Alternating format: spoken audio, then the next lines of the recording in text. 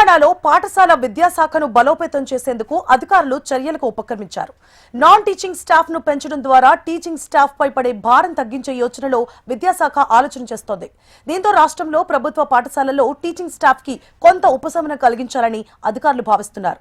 Non teaching staff ను regularisation చేయాలని సమాలోచనలు చేస్తున్నారు. రాష్ట్ర వ్యాప్తంగా దాదాపు 4500 మంది వరకు పలు పాఠశాలల్లో వీరున్నట్లు అధికారులు చెబుతున్నారు. దీంతో రాష్ట్ర వ్యాప్తంగా ఉన్న నాన్ టీచింగ్ స్టాఫ్ డేటాను అందించాలని విద్యాశాఖ అధికారులు ఆదేశించినట్లు తెలుస్తోంది.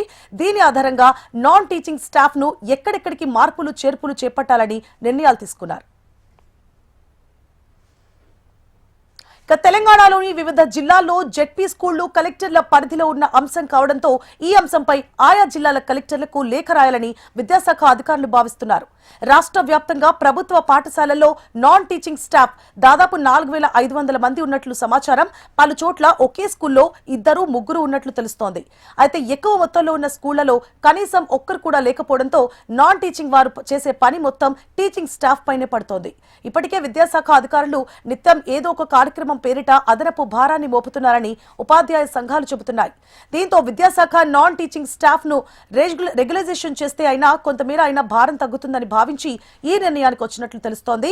ఒకే చోట 2 లేదా 3 నాన్ టీచింగ్ స్టాఫ్ ఉంటే వారిని మరో స్కూల్ కు పంపించేలా ఏర్పాట్లు చేయాలని విద్యాశాఖ అధికారులు నిర్ణయం తీసుకున్నట్లు తెలుస్తోంది.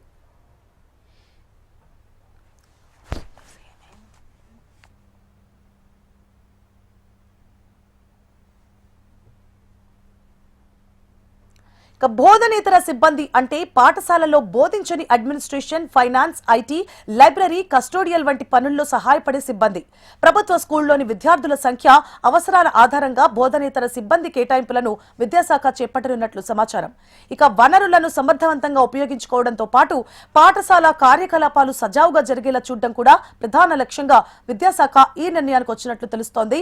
తద్వారా ప్రభుత్వ ఖర్చులను తగ్గించడం, సమర్థవంతమైన పనితీరును సాధించడం దీని ప్రధాన లక్ష్యంగా చెబుతున్నారు. ఈ ప్రక్రియలో సిబ్బందిని అవసరమైన చోట తరలించడం లేదా సర్దుబాటు చేయడం వంటివి చేయనున్నారు.